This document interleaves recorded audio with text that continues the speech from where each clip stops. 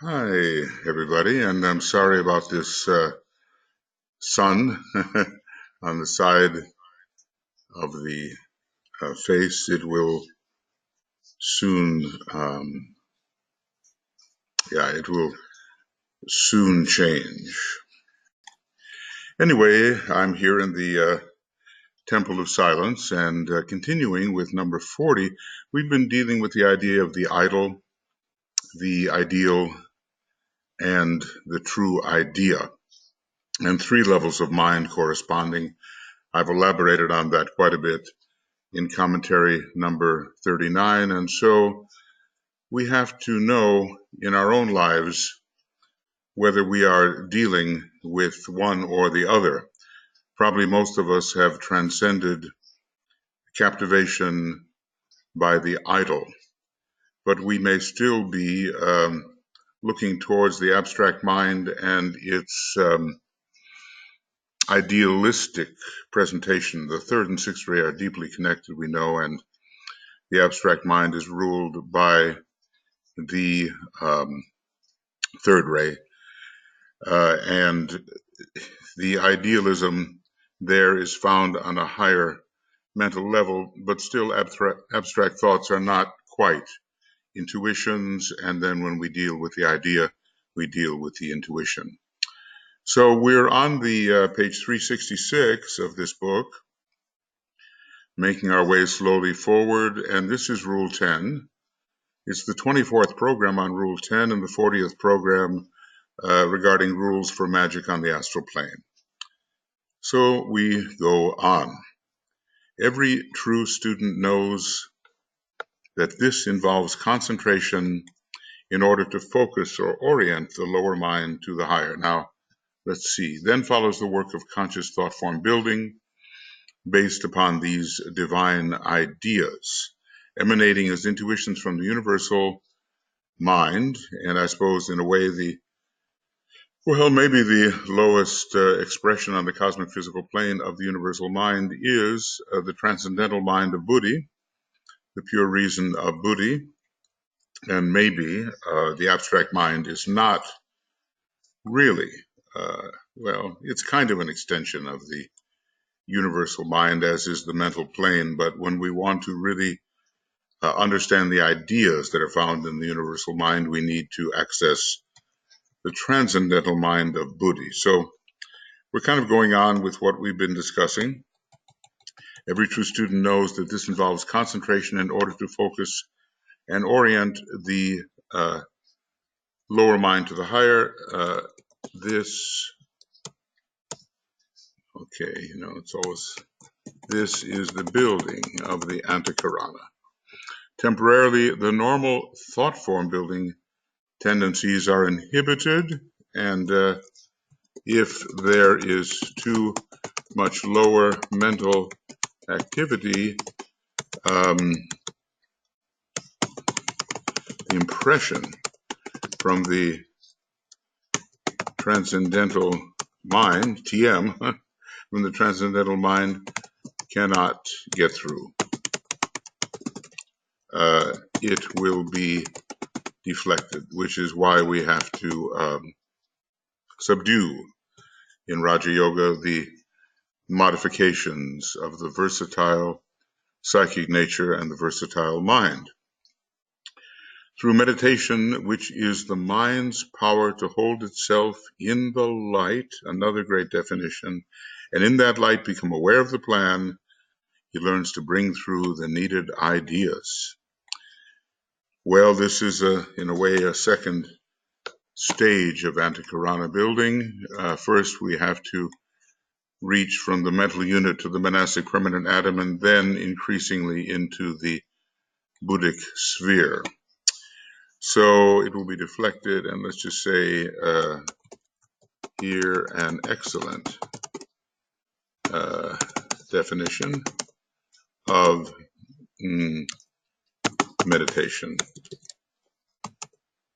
Through meditation, which is the mind's power to hold itself in the light, whether of the soul or the spiritual triad, or later even the monad, and in that light become aware of the plan.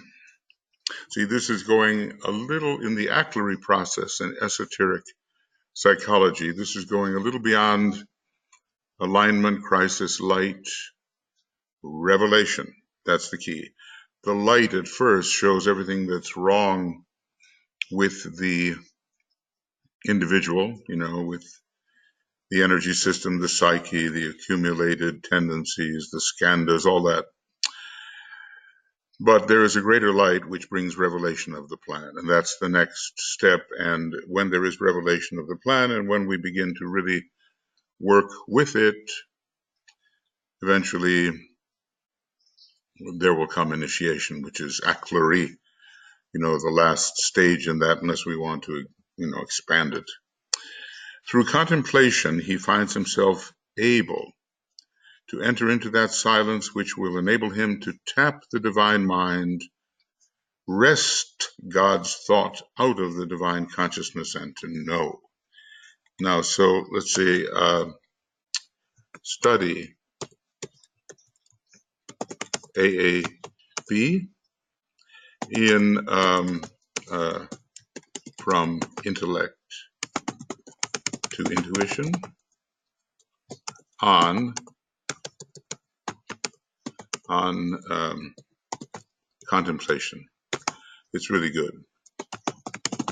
And somehow she manages to really get this sort of difficult concept across to us in a clear way.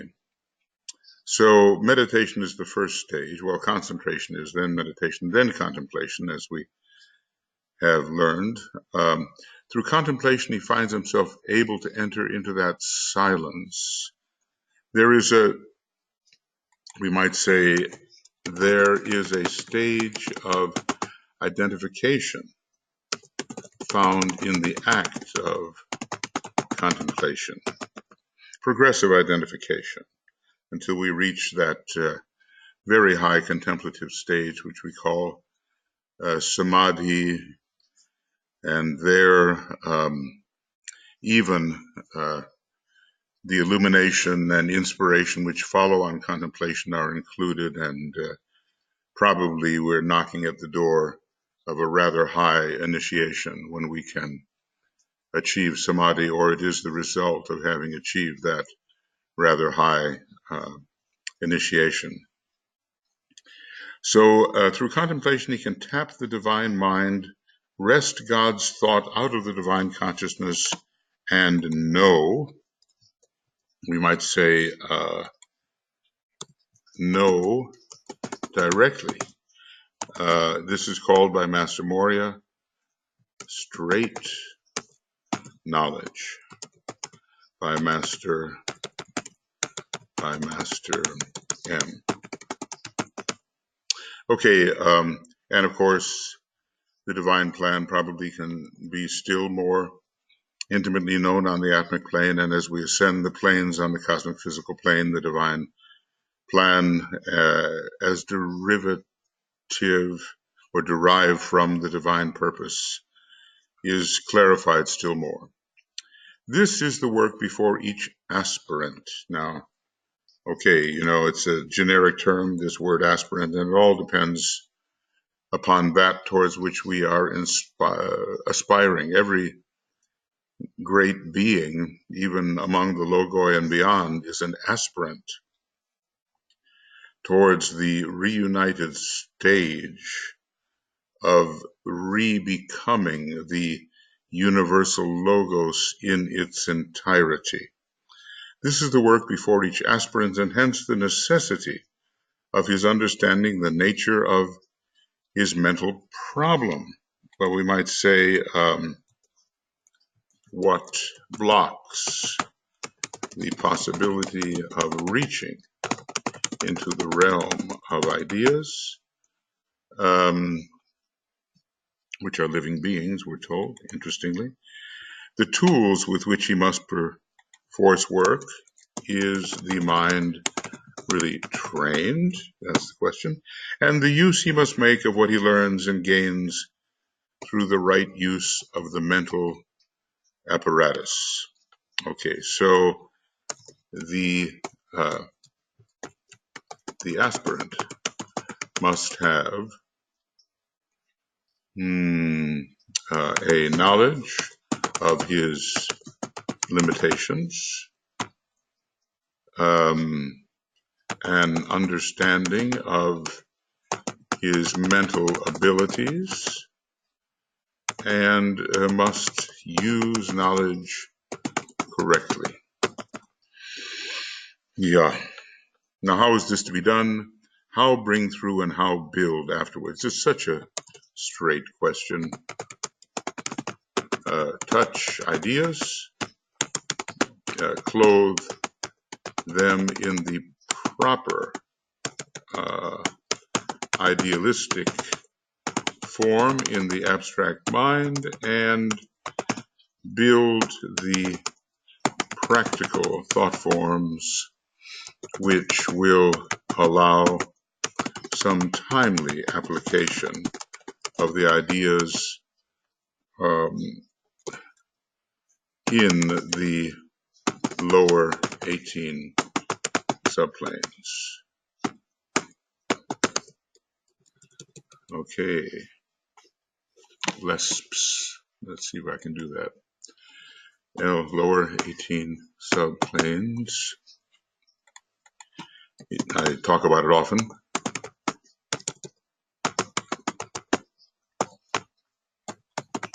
Lower 18 subplanes. Okay, good. How is this to be done?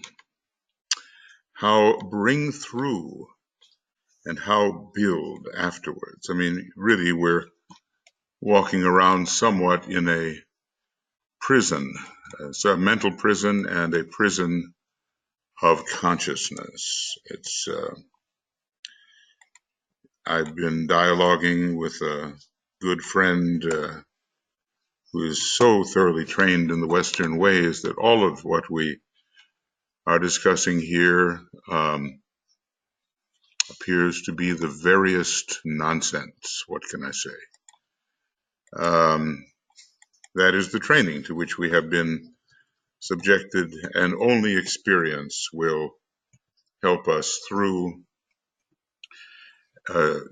to go beyond our preconceptions of what is possible and realize that if something is being demonstrated and is occurring, despite the preconceptions which say that it cannot occur, it has to be acknowledged. No matter how small or unimportant the individual thinker may be, yet in cooperation with his brethren, he wields a mighty force. So hence the importance of Aquarian group consciousness, which is now growing apace. Only through the steady, strong, right thinking of the people and the understanding of the correct use of mental energy can progressive evolution go forward along the desired lines. So, oh, come on. So we must train the people in right thought, steadily and not spasmodically pursued. Right thinking depends upon many things, and it might be useful to state some of them very simply.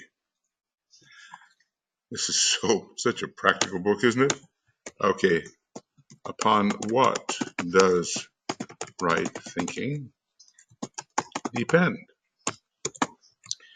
Of course, we can't get all this with just one reading. We have to impress it upon ourselves and repeatedly.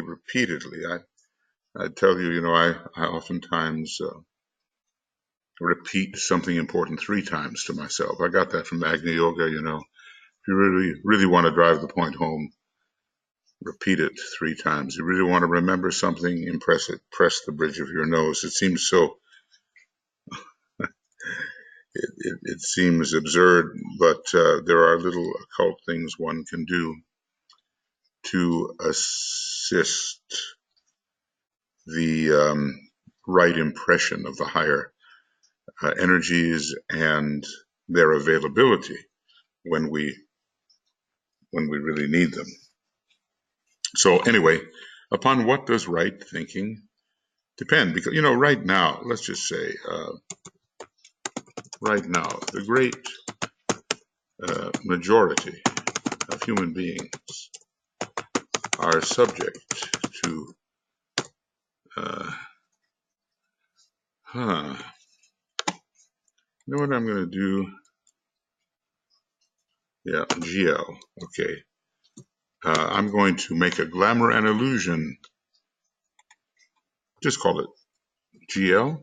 Is that okay? The galactic logos? No. GAL. GAI.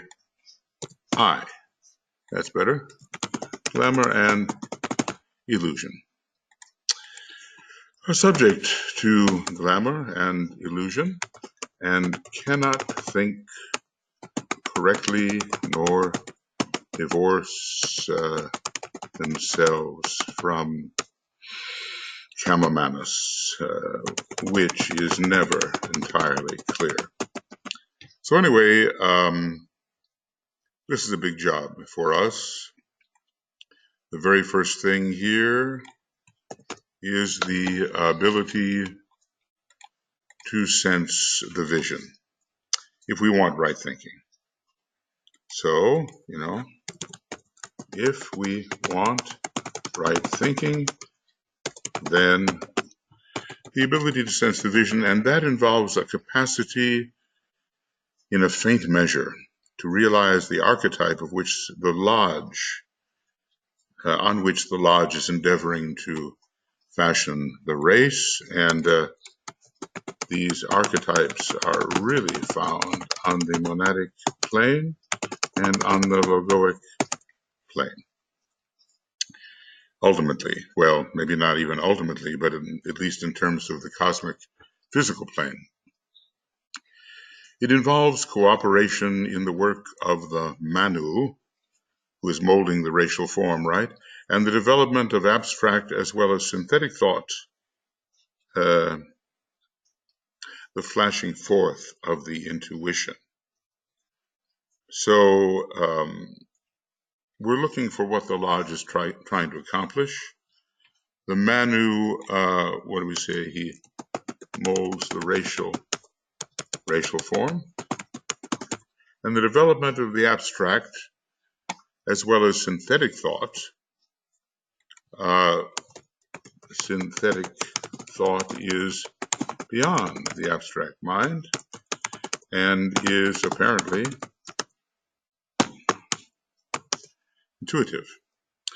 The flashing forth of the intuition. The intuition rests from the high places, a touch of the ideal plan, and it, as it lies latent in the mind of the logos. From the high places, the monadic plane and the logoic plane. I don't think our intuition can yet penetrate into the true cosmic mind of the logos. I think maybe the Buddha had that experience, that cosmic touch, as the Christ had the cosmic astral touch. That's probably very rare, But anyway, the intuition is also resting. The intuition is also resting. So the intuition is active and is reaching above also. And from the high places, he doesn't distinguish, but we can imagine that the archetypes are found particularly on the two really esoteric planes of the cosmic physical plane, namely the monadic and logoic, a touch of the ideal plan as it lies latent in the mind of the logos. And that mind of the logos is going to be found, on cosmic levels, finally. And it's latent, it's there, it's not yet totally applied. Let's just say not yet totally or rightly applied. This depends on the custodians of the plan. And even more on the registrants of the purpose, which are higher than the custodians of the plan. Maybe the real registrants of the purpose are the three great lords, the Manu, the Bodhisattva, and the Mahachohan. As men develop this capacity, they will touch sources of power. Okay, like, for instance, the atmic plane, that are not on mental levels at all, but which constitute those from which the mental plane itself draws sustenance. So, mind is not the end. Mind is not the end at all. There are sources or higher sources of mind which stimulate and sustain the mind. So we have to remember that, the atmic plane is interesting because it's the first plane of Brahma. So it has tremendous will, spiritual will involved in it, but it's also the third plane of the cosmic physical plane, and thus is associated particularly with mentality. Its symbol being the triangle, and the number 3. And these lives called the triple flowers are found there. It's a fleur-de-lis. France is ruled by, the symbol associated with France is the fleur-de-lis. France is very much of a fifth-ray, third-ray country, and so it fits so much with the atmic plane. And we can see why the fleur-de-lis would be particularly associated with that country. Okay, so first, if we want right thinking, what do? Well, first of all, we make sure that Kama Manas is added to the dictionary. Okay, then having sensed the vision and glimpsed a fraction of the beauty, how little men see is astounding. In your hands lies the opportunity to bring down to the mental plane as much of the plan as you possibly can. So, okay, what do we have here then? Let's call it. Okay, so, this is not a valid number. Okay, thank you. Okay, then bring it down. Then having sensed the vision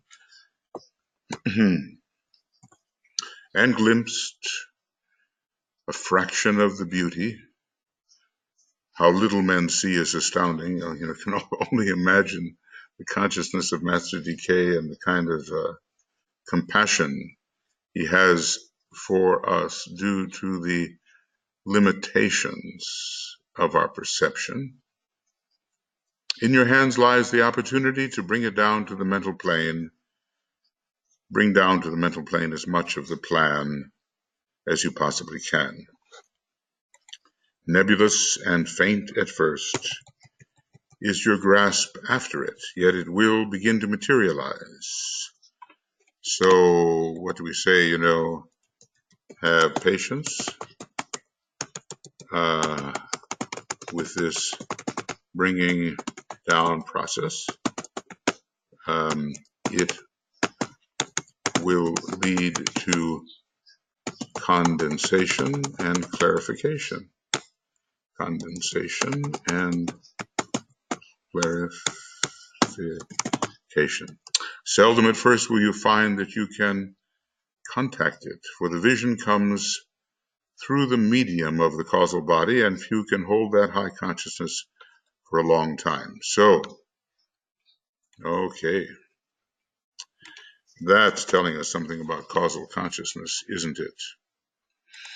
So the vision, okay, the part played by the causal body in the registration of the vision. But the struggle to apprehend will lead to results, and little by little, the idea will seep through to the concrete levels of the mental plane. So then, do struggle. Oh, give me that. Do struggle to bring through. Then it becomes a concrete thought, something that can be definitely visualized and appropriated as a basis for thought. So our task,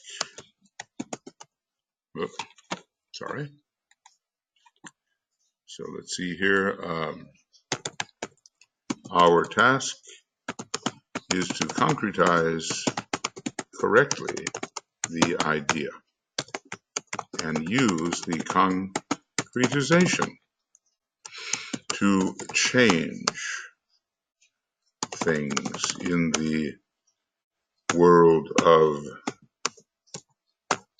phenomena. Okay, PHN, let's give that a try. Nope. Let me try that. World of PHN. Oh, I got it. PHNA. WOPHNA. Right. All right, so we brought something down, right? We have had the vision, and nebulous and limited though it be, we've brought something from those higher levels down, and we've concretized that impression to a degree. We've seen it in the pattern of things through the abstract mind, and then we see it in some degree of concretion through the concrete mind. So this accomplished. What comes next? If we want to think correctly. A period of gestation, a period wherein you build your thought form of as much of the vision as not foul. Goodness. See, those mistakes are existing, and they'll be gradually discovered. You know, you can't transfer this immense quantity of words without some mistakes. A period of gestation, a period wherein you build your thought form of as much of the vision as soul can bring through into your consciousness. Okay, so this is a building process, right? Okay, so let's see what do we have here. And this is coming next. So we brought it down into the concrete mind, but let's just say within the concrete mind, we build. A period of gestation, a period wherein you build your thought form of as much of the vision as soul can bring through into your consciousness, remembering that to sustain causal consciousness or soul consciousness is certainly not easy. And many are the derailments, we might say, the distractions, pulling us off the track and forcing our consciousness to descend out of this area where the vision can really be seen. So this is part of the white magical process, you know. If we want to bring through what the soul sees, or what our own consciousness on the higher mental plane sees, it's going to require a lot of patient, sustained alignment and the holding of a requisite point of tension. Slowly must this be done, for a stable vibration and a well-built form is desired, and hurried work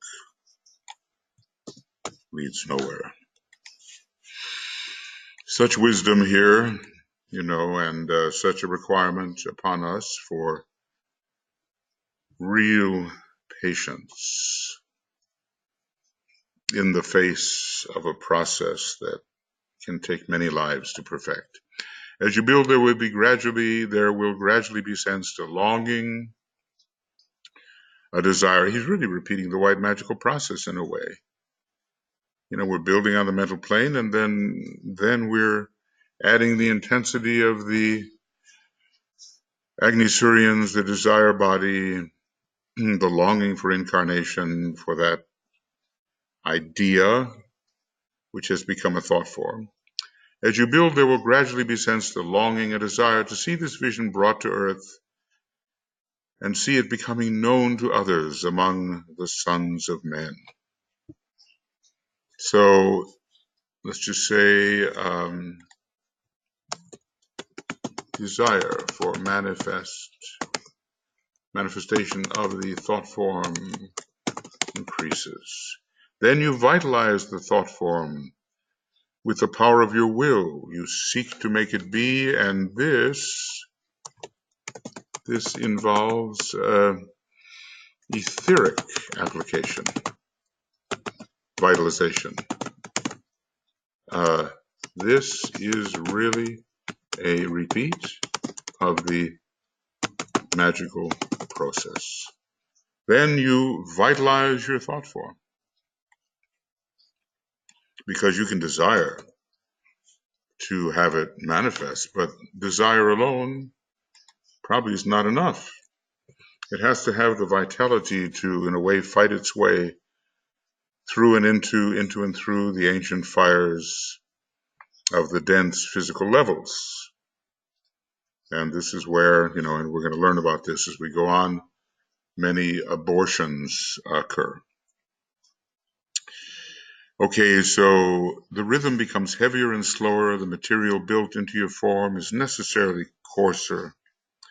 And you find that your thought form of the vision is clothed in matter of the mental and astral planes.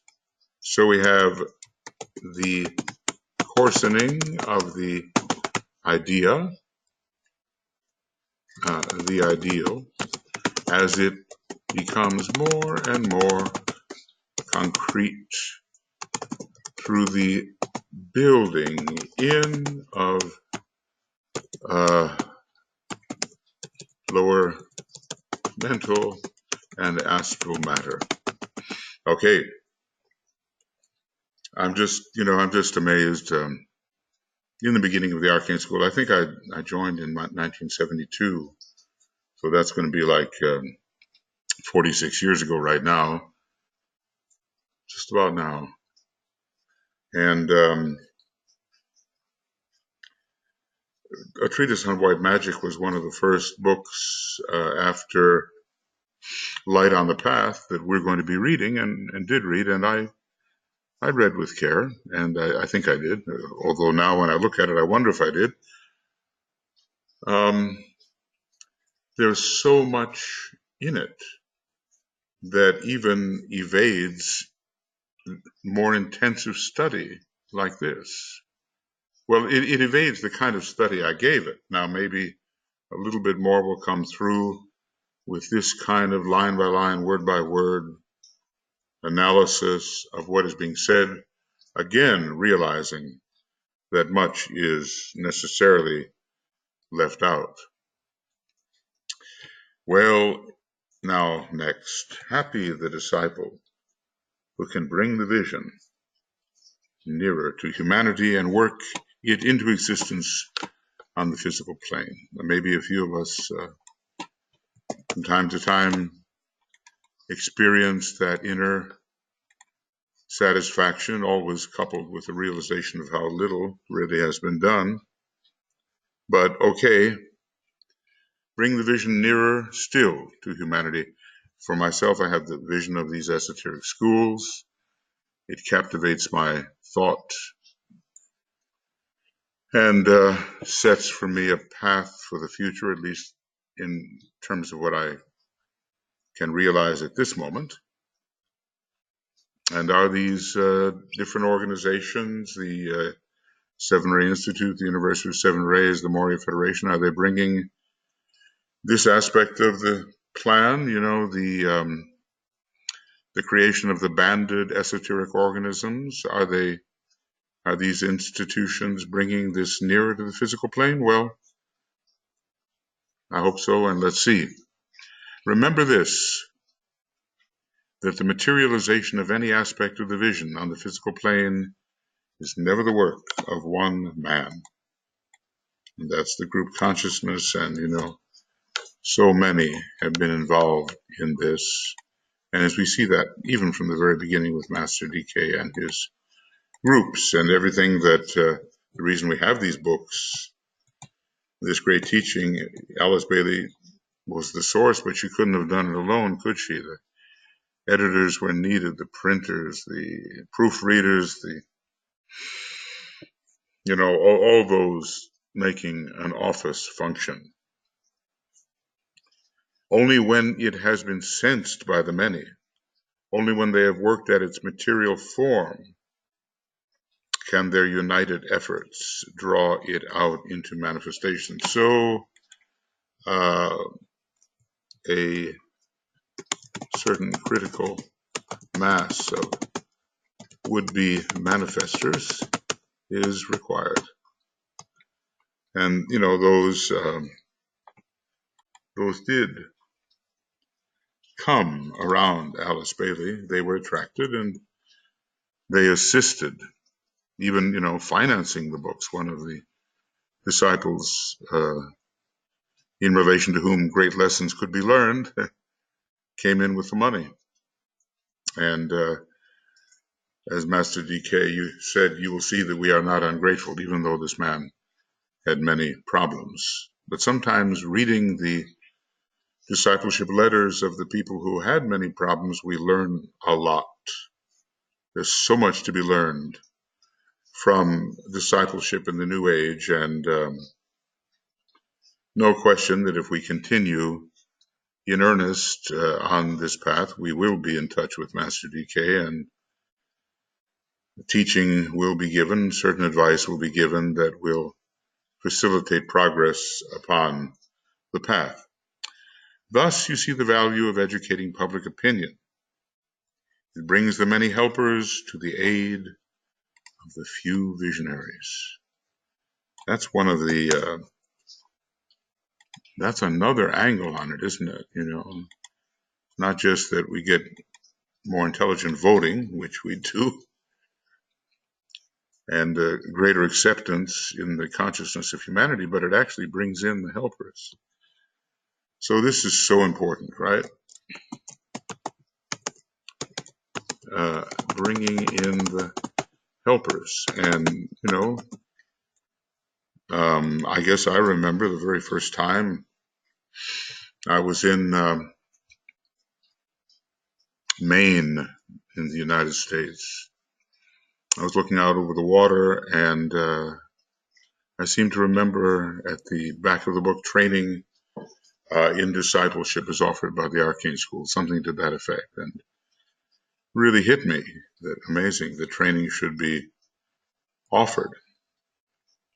So, I became a helper sometimes. And thus it is, we're drawn in. He tells us, please use Discipleship in the New Age, Volume 1, to draw people towards the ashram and into the ashram. Maybe Volume 2 is a little difficult, or maybe when he wrote that, Volume 2 had not yet been created. But what a great teaching, and how it flows forth to uplift all of those who are serious about learning it. Always the law holds good. In dissent, differentiation. the two or three in descent differentiation, indeed. And that's the emanation, that's emanation theory, isn't it? I mean, there's so much of emanation theory. One doesn't know about the past, and maybe one was trained as a Buddhist, but I always thought that emanation made a lot of sense. And I didn't derive my own understanding of it from reading much about it, or maybe anything about it. But I discovered that this is, in fact, the case. The one become the many through emanation, which is descent while preserving the essence, in descent differentiation. Okay, so let's just say, I think I will say, this is one of the major factors exhibited by emanation. The two or three sense the plan intuitively. Well, there's Blavatsky, there's Colonel Olcott, maybe, two of them, and then many gathered around them eventually. Then the rhythm they set up with their thought sweeps the mental plane, matter into activity. Thinkers seize hold of the idea. This is a hard thing to learn and difficult to do, but the reward is great. So let's say, be a source. Be a source which will help to gather the helpers. And I think, to a degree, we all do this. When you declare yourself and you say, okay, this is what I stand for. This is the teaching I'm propagating. Some will resonate to the note of that teaching and be drawn to the light, whatever light we can propagate. To those who wrestle, strive, and hold on, this is one of those great quotes which is repeated more than once. To those who wrestle, strive, and hold on, the joy is doubled when the materialization comes. Here's the problem, though, the problem is that some prematurely let go. Now, letting go is great in terms of identification with lesser things or mistaken identity regarding lesser things, confusing the self you are with lesser things. That's fine, but letting go of the plow when you're in the field, trying to work in the lower 18 subplanes for the burgeoning of the teaching, so you're planting the seeds and watching them grow and all that. So you see how it is that paradoxes abound. Let go and yet don't let go. It depends on the context.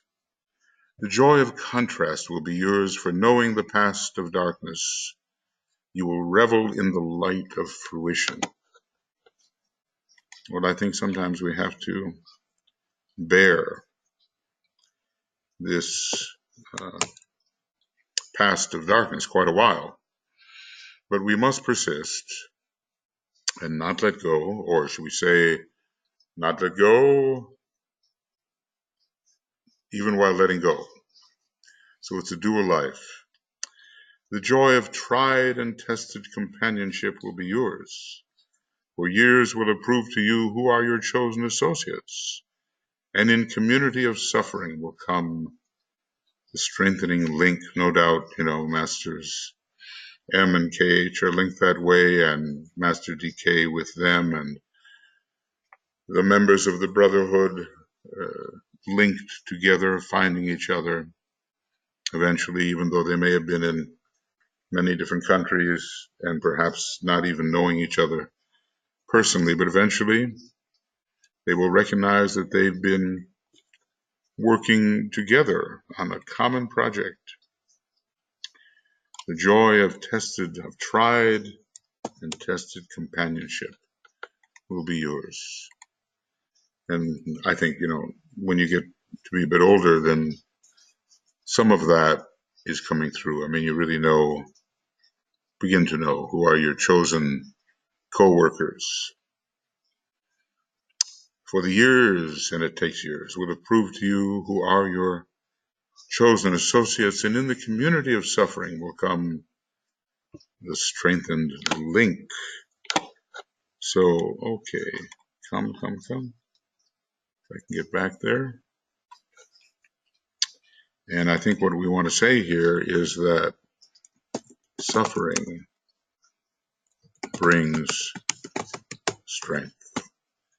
That's basically what he's telling us. I mean, certainly if suffering is wisely used.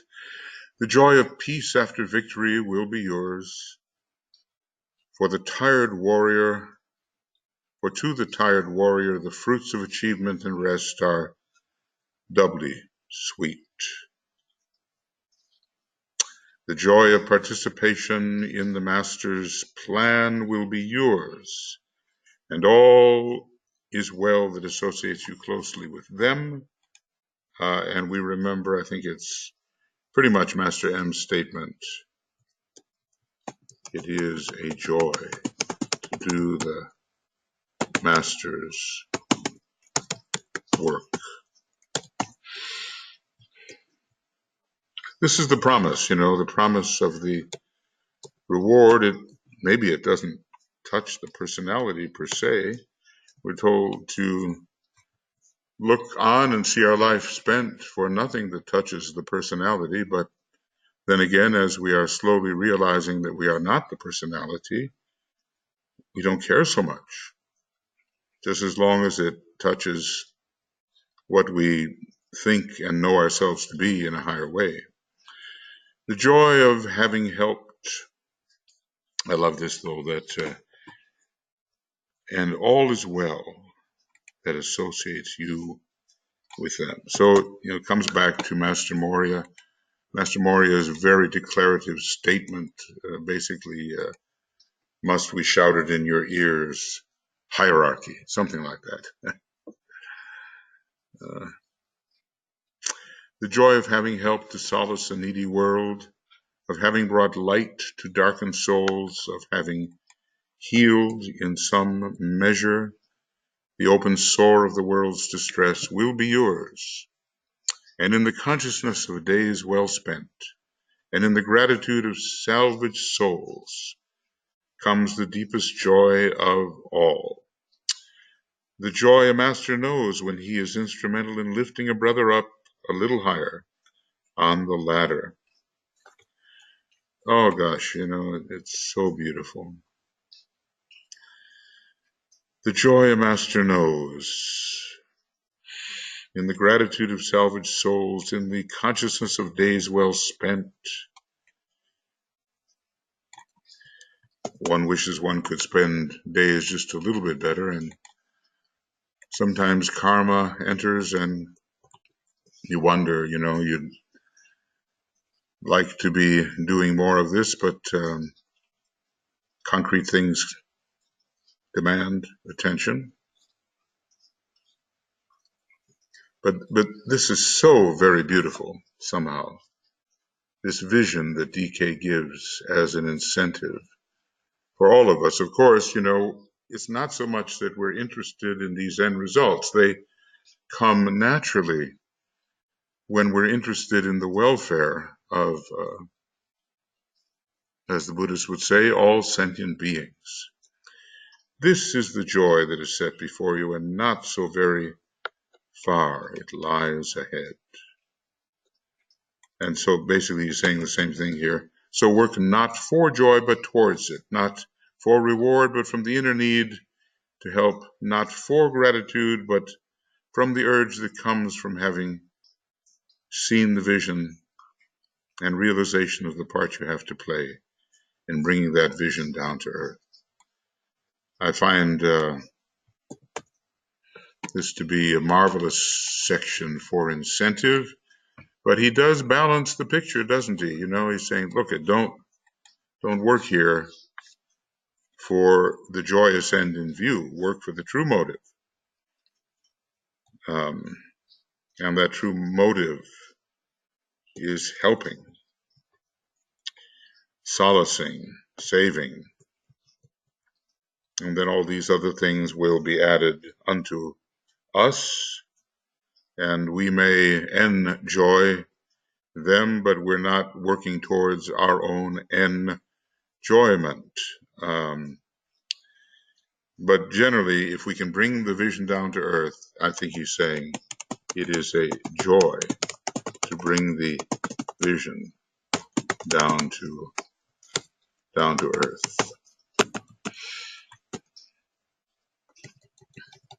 And certainly we've experienced that. I mean, you just know that after somehow you have served successfully in just even a little part, help bring a little light, little clarity, little enthusiasm, a little liberation from a previous condition, there is a little stream of joy that rises in the heart, or wherever it rises, it rises.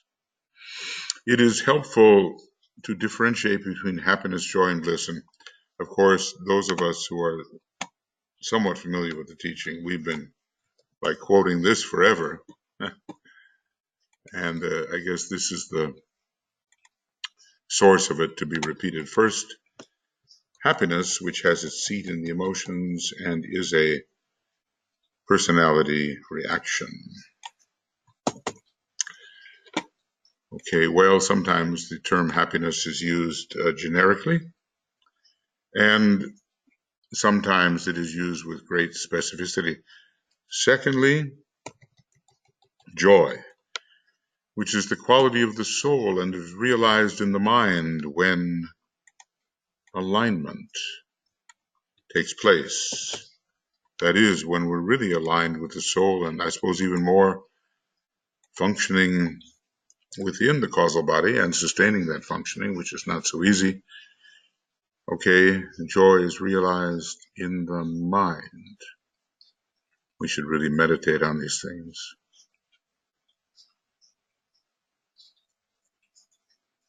And I suppose, in a way, it subsumes a kind of happiness, even though from outer appearances, the personality should look like it to others, like it should be unhappy. And third, so personality, soul, and now spirit. Third, bliss, which is of the nature of the spirit, and about which speculation is fruitless until the soul realizes its oneness with the Father. Well, we know the words, bliss and the Father, bliss and the Father, bliss and oneness. Let's just say joy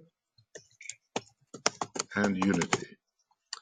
And here we'll put bliss and oneness. And happiness, whoopsie, we'll put here happiness as the fulfillment of one aspect of the lower life. Or maybe even personality success within a limited context. And yet there must be more, and yet there must be more. It will always come, the realization that there must be more. So bliss, oneness, and indestructibility as a being with that. And an immense future, which in a way already forever exists, which is a paradox. I sometimes say to myself, well, every being is absolute infinity, essentially. And what are the implications of that? And more, because absolute articulated infinity is somehow less than absoluteness. which is unarticulated. By articulation, I mean the divisions of the many into many within the one. So this realization follows upon an earlier stage wherein the personal self is at one with the soul. So at one meant with the soul is a precursor to the realization of oneness.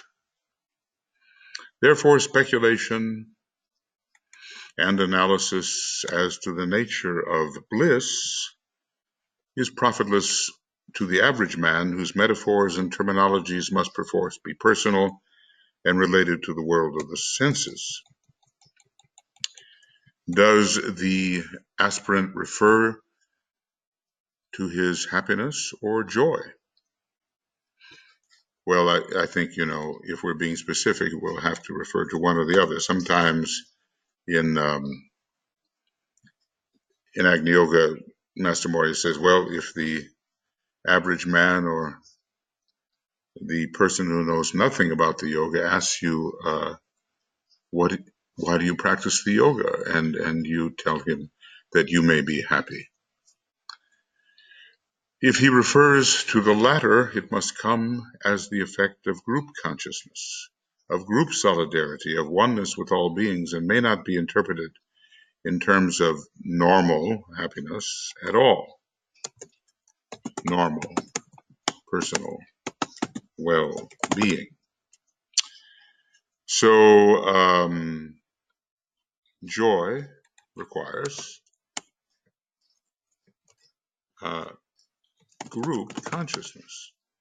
Happiness comes when the personality is meeting with those conditions which satisfy it in one part or other of its lower nature. As I say, it's partial. It comes when there is a sense of physical well-being, of contentment with one's environment and surrounding personalities, or of satisfaction with one's mental opportunities and contacts.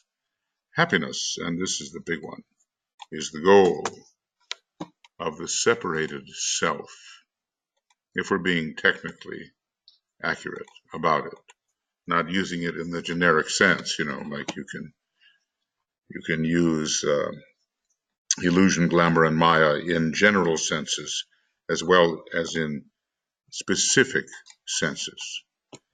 When, however, well, I'll tell you what, we're getting near the end here,